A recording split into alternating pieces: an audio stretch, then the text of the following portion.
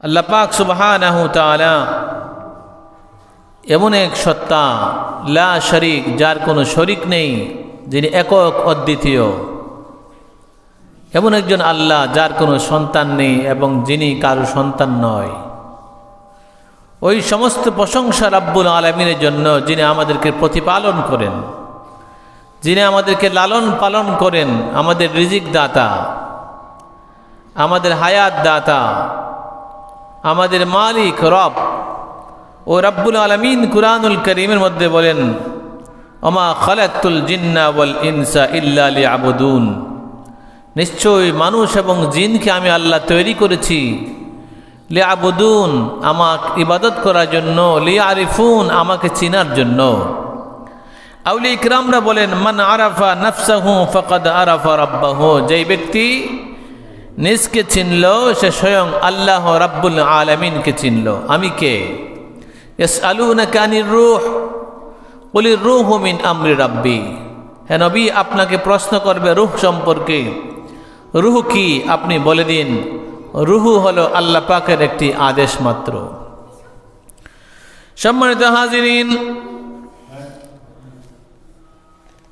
নেককার ইবাদতকারী মুমিনরা জেনে রাখুন, শাবান মাস চলছে। শাবান মাসের 14 তারিখ দিবাগত রাত্রে 15ই শাবান। বিভিন্ন ফজিলত রয়েছে এই রাত্রিতে, আর এই বিভিন্ন ফজিলতের কারণে এই রাত্রির অনেক নাম রয়েছে। যেমনিভাবে লাইলাতুল বারাআত, লাইলাতুল মুবারাকা, ঈদুল মালাইকা, লাইলাতুল গুফরান ওয়া লাইলাতুল ইতকি মিনান নার, মাশহুরাতুন ওয়া মাসুরা। হাদিস দ্বারা প্রমাণিত লাইলাতুল বারাআত ভাগ্য রজনী, পাপ মুক্তির রাত্র, বরকতের রাত্র, ফেরেশতাদের ঈদের রাত্র, ক্ষমা মাফের রাত্র, জাহান্নাম থেকে মুক্তির রাত্র। এই রাত্র লাইলাতুল বারাআত ফার্সি শব্দ হওয়ার কারণে তার বাংলা অর্থ হলো পাপ মুক্তির রাত, বরকতের রাত, ক্ষমার রাত। হাদিসের ভাষা লাইলাতুন নিসফু মিন শাবান, শাবানের মধ্যরাত্রি। কুরআনের ভাষায় লাইলাতুল মুবারাকা, বরকতপূর্ণ রাত্রি। ঈদুল মালাইকা, ফেরেশতাদের ঈদের রাত্রি, শবে বরাতের রাত্রি। ওয়া কিয়ামুল লাইলাতিন নিসফি মিন শাবান বিল ইবাদাতি মিনাস সালাতি ওয়া জিয়ারাতিল কুবুর ওয়া তিলাওয়াতিল কুরআনিল মাজিদ ওয়া যিকরি ওয়াল ওয়াজি ওয়া গায়রিহা ওয়া সাওমু নাহারিহা মুস্তাহাব্বান। শাবানের অর্ধরাত্র মানে আজকে দিবাগত রাত্র, শবে বরাতের রাত্র, বেশি বেশি নফল নামাজ পড়ার রাত্র, কবর জিয়ারতের রাত্র, কুরআন মাজিদ তেলাওয়াতের রাত্র, জিকিরের রাত্র, ওয়াজ মাহফিলের রাত্র, ইবাদতের রাত্র, এবং আগামীকাল রোজা রাখা। ও সাওমু নাহারিহা মুস্তাহাব্বুন, আগামীকাল রোজা রাখা মুস্তাহাব। কেউ যদি আইয়ামে 20 অর্থাৎ গতকাল, আজকে এবং আগামীকাল এই 3 দিন রোজা রাখে, তাও অনেক ফজিলত পাবে, সওয়াব পাবে। কেউ যদি আজকে এবং আগামীকাল রোজা রাখে, তাও সওয়াব পাবে। না হলে আগামীকাল অন্তত একটি রোজা হলেও রাখেন। যদি কেউ শবে বরাতের রোজা রাখে, আল্লাহ রাসূল বলেন তাকে জাহান্নামের আগুন স্পর্শ করতে পারবে না। عن عائشة قالت كان رسول الله صلى الله عليه وسلم يصوم حتى نقول لا يفطر ويفطر حتى نقول لا يصوم وما رأيت رسول الله صلى الله عليه وسلم استكمل صيام شهر إلا رمضان وما رأيت أكثر صياما منه في شعبان। হযরতে আম্মা জান আয়েশা সিদ্দিকা রাদিয়াল্লাহু তাআলা আনহা হতে বর্ণিত, তিনি বলেন রাসূলুল্লাহ সাল্লাল্লাহু আলাইহি ওয়াসাল্লাম রোজা রাখতে থাকতেন, এমনকি আমরা বলতাম হয়তো তিনি আর রোজা ভাঙবেন না। আর তিনি রোজা রাখতেন না, এমনকি আমরা বলতাম তিনি আর রোজা রাখবেন না। আমি রাসূলুল্লাহ সাল্লাল্লাহু আলাইহি সাল্লামকে রমজান মাস ব্যতীত অন্য কোনো মাসে সারা মাস রোজা রাখতে দেখিনি, আর শাবান মাস অপেক্ষা অন্য কোনো মাসে অধিক রোজা রাখতে দেখিনি। হাদিসটার মর্মার্থ হলো নবীজি শাবান মাসে বেশি বেশি রোজা রাখতেন, আর রমজানে তো কমপ্লিট রোজা রাখতেনই, আর সারা বছরের তুলনায় উনি শাবানের চাঁদে, এই যে রানিং চাঁদ চলছে এই চাঁদে উনি বেশি রোজা, নফল রোজা রাখতেন। এই জন্য এই শাবানের চাঁদে রোজা রাখা অনেক সওয়াব। সম্মানিত হাজিরিন, শাবানের রাত্রিতে 2 রাকাত নফল নামাজের অনেক সওয়াব। শবে বরাতের রাত্রিতে 2 রাকাত নফল নামাজ পড়া অনেক সওয়াব। যেমনি ভাবে নুজহাতুল মাজালিস কিতাবের মধ্যে আসছে একটি ঘটনা, বনি ইসরাইলের এক যুগের একটি ঘটনা রয়েছে। বনি ইসরাইলের যুগে এক বুজুর্গ ব্যক্তি পাথরের ভিতরে 400 বছর ইবাদত বন্দেগী করেছে। শবে বরাতের নামাজের ফজিলত সম্পর্কে তাফসিরে রুহুল মানিতে যে ঘটনাটার উল্লেখ রয়েছে এবং নুজহাতুল মাজালিসে যে ঘটনা উল্লেখ রয়েছে তা আপনাদেরকে শোনাবো।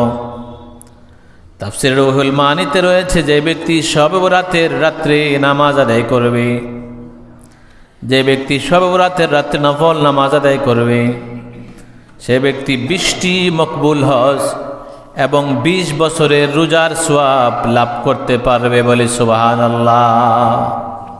আজকে রাত্রে যারা বেশি বেশি নফল নামাজ পড়বে তারা 20টি মকবুল হজ, কবুল হজের সওয়াব পাবে এবং 20টি বছরের নফল ইবাদতের সওয়াব পেয়ে যাবে আজকে রাত্রে যে ব্যক্তি নফল নামাজ আদায় করবে। শবে বরাতের 2 রাকাত নামাজ বনি ইসরায়েলের বুজুর্গ ব্যক্তির পাথরের ভিতর থেকে 400 রাকাত নামাজ পড়াচ্ছে উত্তম। হযরত ঈসা আলাইহিস সালাম তিনি একটি উঁচু পাহাড়ের উপরে উঠলেন। উঁচু পাহাড়ের উপর দিয়ে যখন হাঁটতে শুরু করলেন, হঠাৎ করে একটি সাদা পাথর ওনার চোখের সামনে পড়ল। তিনি ওই চোখের সামনে সাদা পাথরটা দেখা ওই পাথরের চারপাশে ঘুরে আশ্চর্যান্বিত হলেন।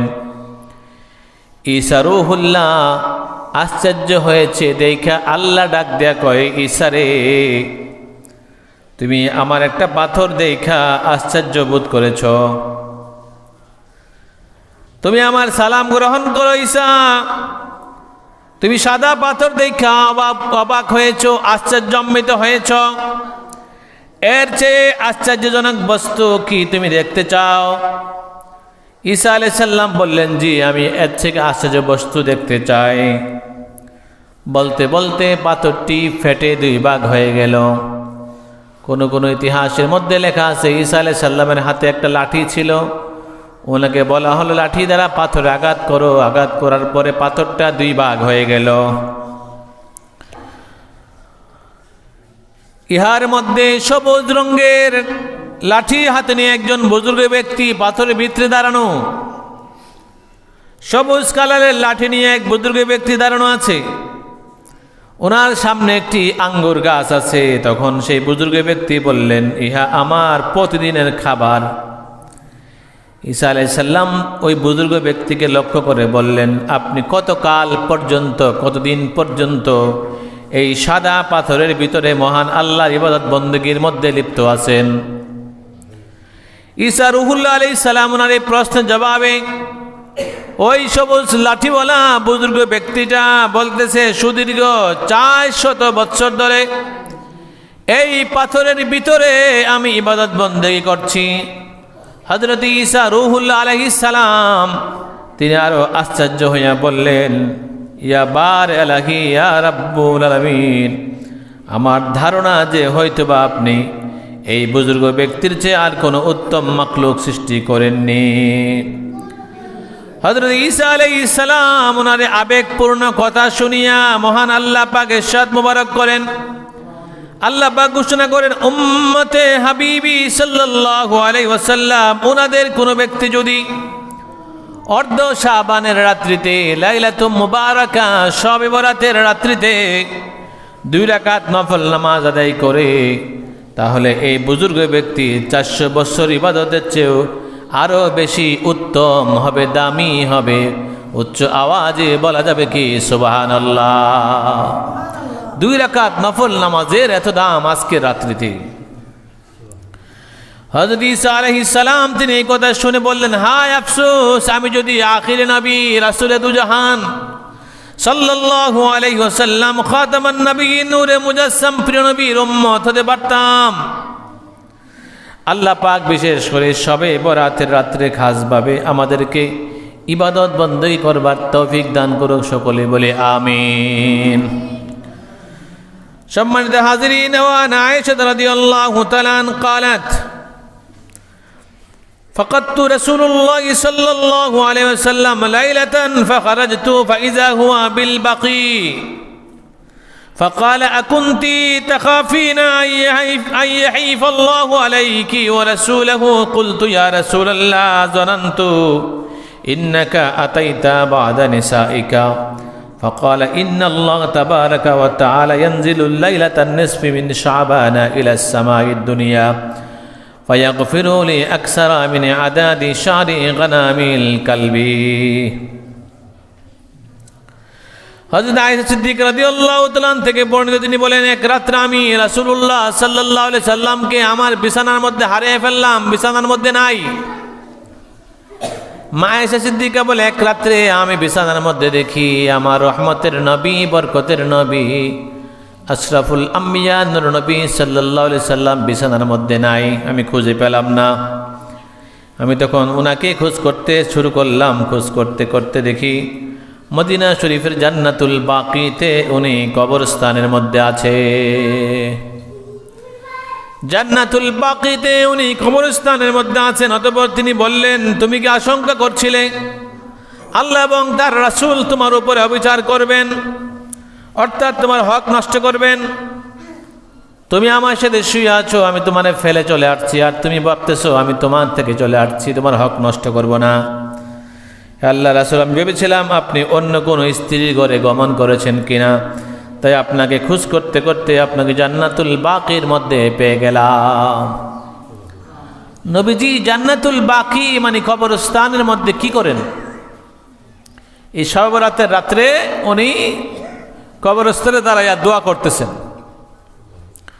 নবীজি রওজা পাকের মধ্যে যখন যাবেন, নবীজি রওজা পাকের সামনে গিয়ে হাত তুলে দোয়া করতে দেয় না। তার অনেক কারণ রয়েছে। যদি মানুষ নবীজি রওজার সামনে সালাম যেখানে দেয়, বাবু সালাম দিয়ে দুইকে হাত তুলে দাঁড়ায় থাকে, তাহলে হাজার হাজার মানুষ দাঁড়ায় যাবে, শৃঙ্খলা করতে পারবে না। এই জন্য দাঁড়ায় থাকতে দেয় না, সালাম দিয়ে দিয়ে সবাই চলে যা। কিন্তু নবীজি রওজাতে অনেক আশেক পাগল আছে, দাঁড়ায় যা দোয়া করার জন্যে। দোয়া করা কোনো গুনাহ না, কারণ আমার নবীজি নিজে ওই জান্নাতুল বাকি দাঁড়াইয়া দোয়া করেছে। নবীজি নিজে জান্নাতুল মুআল্লা কবরস্থানে নবীজি দাঁড়াইয়া দোয়া করেছেন জান্নাতুল মুআল্লার মধ্যে, নবীজি দোয়া করেছেন জান্নাতুল বাকির মধ্যে। নবীজি কবরস্থানের মধ্যে দাঁড়াইয়া দোয়া করতেন এবং আমাদেরকে শবে বরাতের রাত্রে কবরস্থানে দোয়া করা সুন্নত করে দিয়ে গেলেন। শবে বরাতের রাত্রে কবরস্থানে গিয়ে দাঁড়াইয়া দোয়া করা এটা নবীজির সুন্নাহ। নবীজি নিজে এই রাত্রিতে মা আয়েশা সিদ্দিকার বিছানা ছেড়ে দিয়ে নবীজি নিজে জান্নাতুল বাকি কবরস্থানে চলে গেলেন, সেখানে দাঁড়াইয়া জিয়ারত করলেন। এই জন্য এই রাত্রিতে কবরস্থানে যাবেন এবং জিয়ারত করবেন। নিকটস্থ কোনো ওলিয়া আউলিয়ার দরবার মাজার থাকলে সেখানে যাবেন, সেখানে গিয়ে জিয়ারত করবেন। এটা আমার প্রিয় নবীর একটি খাস সুন্নত। রাসূলুল্লাহ সাল্লাল্লাহু আলাইহি ওয়াসাল্লামের স্ত্রী নবীজিকে বলি, ইয়া রাসূলুল্লাহ, আমি আপনাকে বিছানায় না পায়া ভাবতেছি আপনি অন্য কোনো স্ত্রীর ঘরে তাশরীফ আনলেন কিনা। তখন নবীজি উত্তর দিলেন, আয়েশা, আল্লাহর রহমত বরকত বা ফেরেশতা এই শাবানের 15 তারিখ রাত্রে মানে শবে বরাতের রাত্রে দুনিয়ার আকাশে নামেন। অতঃপর আরবের বনি কালব গোত্রের ছাগল পালের পশমের সংখ্যা অধিক ব্যক্তিকে আল্লাহ পাক এই রাত্রিতে ক্ষমা করে থাকেন। বনি কালব গোত্রের ছাগল ভেড়ার পাল ছিল 30,000-এর উপরে। 30,000 ছাগল যদি হয় তাহলে 30,000 ছাগলের বডির মধ্যে পশম কয়টা আছে? একটা ছাগলের শরীরে কয়টা পশম আছে এটা তো আমরা জানি না। আর 30,000 ছাগল, 30,000 ছাগল যেই সম্প্রদায়, যেই বংশের লোকেরা লালন পালন করত বনি কালব, আল্লাহর হাবিব বলেন ওই বনি কালব গোত্রের ছাগলের পশমের চেয়ে আরো অধিক ব্যক্তিকে সবে বরাতের রাত্রে আল্লাহ পাক রব্বুল আলামিন ক্ষমা করে থাকে। সুবহানাল্লাহ। এই রাত্রিটা অনেক গুরুত্বপূর্ণ। অনেকে ইউটিউব ফেসবুকের মধ্যে বলতেছে শবে বরাত বলতে কিছু নাই। ইউটিউব মুফতিরা, ইউটিউব শরীফ, ফেসবুক শরীফের মধ্যে ওনারা বলতেছে শবে বরাতের দিন হালুয়া রুটি বানানো জায়েজ না, ফিন্নি সামাই পাক করা জায়েজ না, বলেন এরকম? যারা ইউটিউব ফেসবুক দেখে তারা বলতে পারবে। আমার প্রশ্ন হলো, যদি শবে বরাতের দিনে রাত্রিতে হালুয়া মিষ্টান্ন রুটি তৈরি না করা যায়, তাহলে মাহে রমজানে ইফতারির সময়ে আপনার বুট মুড়ি, তারপরে বেগুনি, তারপরে আলুর চপ, তারপরে আপনার ডালের বড়া, তারপরে হালিম হিসুরি, এগুলা কই পাইছেন? আমরা রমজান মাসে ইফতারির সময় এগুলা খাই কি খাই না? কথা বলেন, খাই কি খাই না? তা নবীজি কি এগুলো খাইছে নাকি? নবীজি খেজুর খাইছে। নবীজি শুধু খেজুর দিয়ে ইফতারি করেছেন। আর আমরা রোজার মাস আইলে ইফতারির সময় অনেক জাতের ইফতারি তৈরি করি, তখন ফতোয়া কই যা? নবীজি তো জীবনে ডালের বড়া খায়া ইফতারি করে নাই। পেঁয়াজু খায়া, বেগুনি খায়া, আলুর চপ খায়া, বুট বড়া খায়া নবীজি ইফতারি করেন, কোনো হাদিস দেখাইতে পারবে না। নবীজি এগুলো খায়, নবীজি খেজুর খেয়েছেন। তাহলে শবে বরাতের সময় আসলেই শুধু অনেকের কষ্ট হয়। এই শবে বরাতে মুসলিমদের কালচার, মুসলমানদের একটা সামাজিক রীতিনীতি, এটা সারা জীবন চলে আসছে। শবে বরাত আসলে মানুষ রুটি সামাই হালুয়া পাক করে মানুষকে বিতরণ করে, মসজিদে দেয়, বিভিন্ন গরিব মিসকিনের হাতে তুলে দেয়, আশেপাশে বাড়ি ঘরের মধ্যে পাঠায়। এটা একটা কালচার, এটা একটা নিয়ম, এটা ফরজ নয়, এটা মুসলমানদের একটা সংস্কার, সংস্কৃতি। সম্মানিত হাজিরিন, এটা কোনো গুনাহ না। এটা স্মরণ করায় দেয় আজকে শবে বরাত, এটা মানুষকে মনে করায় দেয় আজকে শবে বরাত। আজকে শবে বরাত হচ্ছে, আজকে শবে বরাতের কারণে মানুষ এগুলা পাক করতেছে। এগুলা আজকে করতেই হবে, কেউ ফরজ মনে করে না। কেউ ফরজ মনে করে রুটি এবং হালুয়া তৈরি করে না। এটা শবে বরাতের একটি কালচার, সংস্কৃতি মনে করে মানুষে সারা জীবন করে আসছে। এই জন্য এখন এটা করতেছে বা করে, এটা ফরজ বলে কেউ বলে না। তাহলে এটা মুসলিমদের কৃষ্টি কালচার, এটা করবেন, কোনো বাধা নাই, কোনো নিষেধ নাই, কোনো হারাম না। নবীজি সবচেয়ে বেশি পছন্দ করতেন হালুয়া রুটি, মিষ্টান্ন নবীজি পছন্দ করতেন। এমনকি ঈদের দিন মিষ্টান্ন ভক্ষণ করার জন্য সুন্নত বলা হয়েছে। ঈদের দিন তোমরা মিষ্টি দ্রব্য ভক্ষণ করবে, সেমাই, মিষ্টি, ফিন্নি খাবে। নবীজি এগুলো পছন্দ করতেন। তাহলে আমরা শবে বরাতে মুসলিমদের যে কালচার কৃষ্টি রয়েছে, আমরা অবশ্যই রুটি হালুয়া ফিন্নি তৈরি করে মানুষকে বিলিয়ে দিব, গরিব মিসকিনের হাতে তুলে দিব এবং রাত্রে ইবাদত করব, পরদিন রোজা রাখবো ইনশাআল্লাহ। সম্মানিত হাজিরিন, রাসূলুল্লাহ সাল্লাল্লাহু আলাইহি ওয়াসাল্লামের স্ত্রী হযরত উম্মে সালমা রাদিয়াল্লাহু তাআলা আনহা, উনি বলেন, মা রাআইতুন নাবিয়্য সাল্লাল্লাহু আলাইহি ওয়াসাল্লাম ইয়াসুমু শাহরাইনি মুতাতাবিআইনি ইল্লা শাবানা ওয়া রমাদান। উম্মে সালমা রাদিয়াল্লাহু তাআলা আনহা বলেন, আমি রাসূলুল্লাহ সাল্লাল্লাহু আলাইহি ওয়াসাল্লামকে রমজান এবং শাবান মাস ব্যতীত অন্য কোনো মাসে ধারাবাহিকভাবে রোজা রাখতে দেখিনি। শাবান মাসে বেশি বেশি রোজা রাখতেন, মাহে রমজানের ট্রেনিং করতেন। শাবান মাসের রোজার অনেক বরকত ফজিলত রয়েছে। ওয়ান আলী ইবনে আবি তালিব, নবীজির মেয়ের জামাতা হযরত আলী কাররামাল্লাহু ওয়াজহু রাদিয়াল্লাহু তাআলা হতে বর্ণিত, তিনি বলেন, ইজা কানাত লাইলাতুন নিসফি মিন শাবান, প্রিয় নবী সাল্লাল্লাহু আলাইহি সাল্লাম ইরশাদ করেছেন, যখন শবে বরাতের রাত্র, শবে বরাত আসে, তোমরা এর রাত্র ইবাদতের দ্বারা জাগ্রত থাকো। এবং তিনি রোজা রাখতেন, শবে বরাতের রোজা, কেননা সে রাতে সূর্যাস্তের পর আল্লাহর রহমত বা দুনিয়ার আকাশে ফেরেশতা অবতীর্ণ হয়, বলতে থাকেন, কোনো ক্ষমা প্রার্থী আছনি? ফেরেশতারা ডাকতে থাকে। ফেরেশতারা বলে, আলা মিন মুস্তাগফিরিন লি ফাগফির লাহু, কেউ ক্ষমা প্রার্থী থাকলে বলো, তোমাকে ক্ষমা করে দেওয়া হবে। আলা মুস্তারজিকুন ফারজুকাহু, কেউ যদি রিজিক চাইতে চাও, রিজিক চাও, তোমাকে রিজিক প্রদান করা হবে। আলা মুবতালান ফাওয়াফিয়াহু আলা কাজা আলা কাজা হাত্তা ইয়াতলু আল ফাজরি, এবং কেউ কি বিপদগ্রস্ত আছো, বিপদ তোমার হটায় দেওয়া হবে, বিপদ সরাইয়া দেওয়া হবে। এরকম অনেক দোয়া রাত্রিতে আল্লাহ পাক কবুল করেন। সুবে সাদেক পর্যন্ত ফেরেশতারা মানুষকে ডাকে দোয়া করার জন্য, ইবাদত করার জন্য। وعن أبي موسى الأشعري عن رسول الله صلى الله عليه وسلم قال إن الله لا يطلع في ليلة النصف من شعبان فيغفر لجميع خلقه إلا لمشرك أو مشاهن। এই রাত্রিতে নবীজি বলেন, আল্লাহ পাক সৃষ্টির প্রতি রহমতের দৃষ্টিতে তাকান। শবে বরাতের রাত্রিতে আল্লাহ পাক রহমতের দৃষ্টিতে তাকান, দৃষ্টি দেন, এবং সবাইকে আল্লাহ পাক ক্ষমা করে দেয়। এবং দুই প্রকারের ব্যক্তিকে আল্লাহ ক্ষমা করেন না।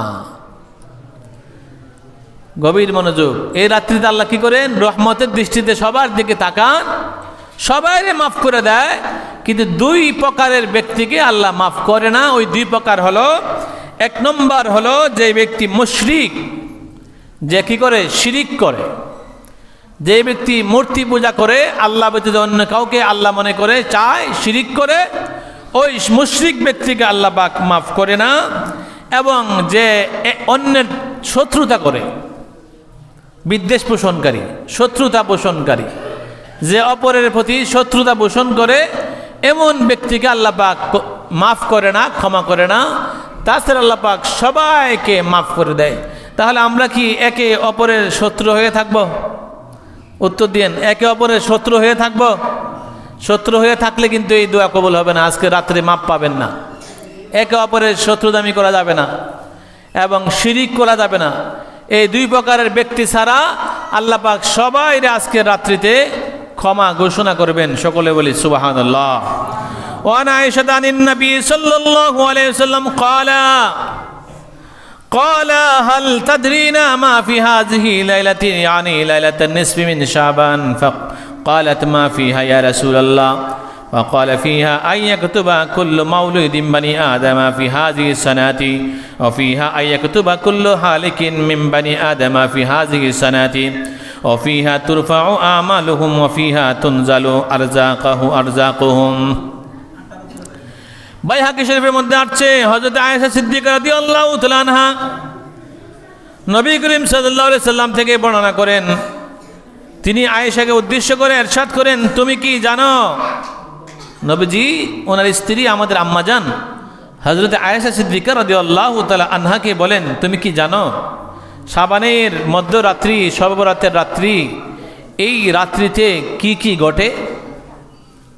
এই রাত্রিতে কি কি ঘটে তুমি কি জানো? তিনি বললেন, ইয়া রাসূলুল্লাহ, আপনি সবচেয়ে ভালো জানেন, বলেন এই রাত্রিতে কি কি ঘটে, আমি জানতে চাই।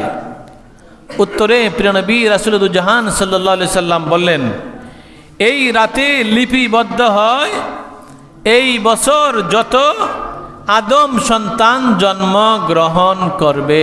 সুবহানাল্লাহ। এই রাত্রিতে লেখা হয় এক বছর পর্যন্ত কে কে দুনিয়াতে যাবে। তাহলে আমরা কোথায় ছিলাম? আলম আরোহাতে। বাজেট হয় কোন দিন? শবে বরাতের রাত্রে। শবে বরাতের রাত্র, এটা আরবিতে বলা হয় হাদিসের ভাষায় লাইলাতুম মুবারাকা নিসফু মিন শাবান।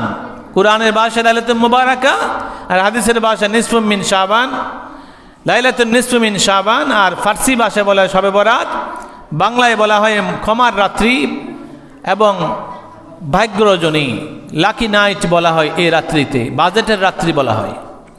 তো এই রাত্রিতে আল্লাহর হাবিব বলেন 1 বছর পর্যন্ত কতজন আদম সন্তান পৃথিবীতে যাবে এই রাত্রিতে এটা বাজেট করা হয়। এই রাত্রি বাজেট করা হয় এই বছর কতজন আদম সন্তান ইন্তেকাল করবে, এই বছর কতজন আদম সন্তান ইন্তেকাল করবেন এই রাত্রিতে এটার কি করা হয়, লিপিবদ্ধ করা হয়, বাজেট করা হয়। এই রাত্রে মানুষের আমল সমূহ উঠানো হয়।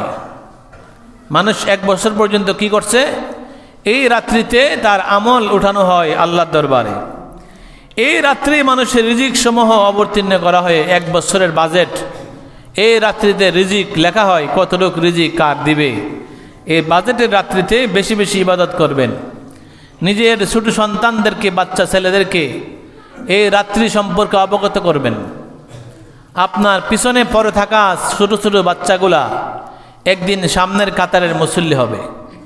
তাদেরকে আপনার দায়িত্ব শিক্ষা দেওয়া, আপনার সন্তানকে বলা এই রাত্র কি, এই রাত্র ফজিলত বলা, এই রাত্রিকে যেন সে না ভুলে যায়, এই জন্য তাকে নিয়ে রাত্রি ইবাদত বন্দী করা, হোক বাসায়, হোক মসজিদে, হোক যেখানে ভালো লাগে, এটা ইবাদত বন্দেগী, নফল ইবাদত।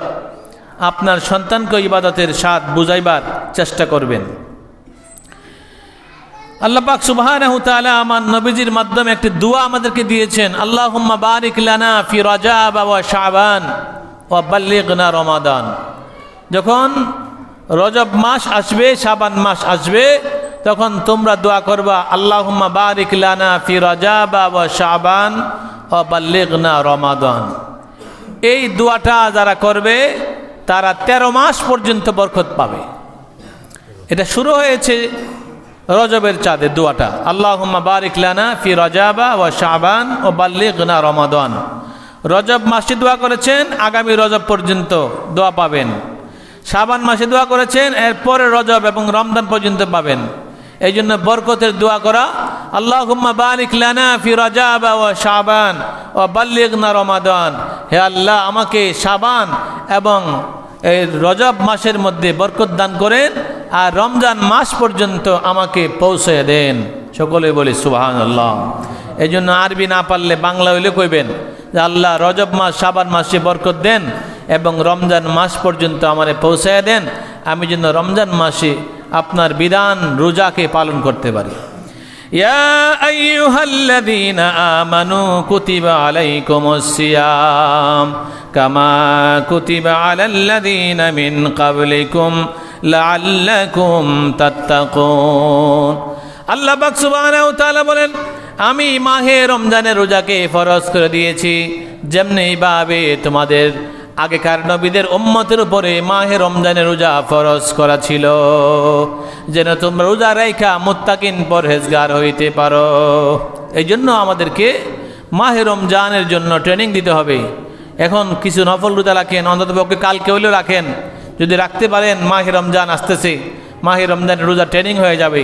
আল্লাহ পাক সুবহানাহু ওয়া তাআলা আমাদেরকে মাহে রমজানে যেন রোজা রাখতে পারি এবং আজকে রাত্রিতে যেন ইবাদত বন্দি করতে পারি, সেই তৌফিক আমাদেরকে দান করুক। সকলে বলে আমিন। আর একটা বিষয় হচ্ছে, যার জীবনে সালাতুত তাসবিহ নামাজ একবারও পড়েন নাই, আজকে রাত্রে পড়বেন।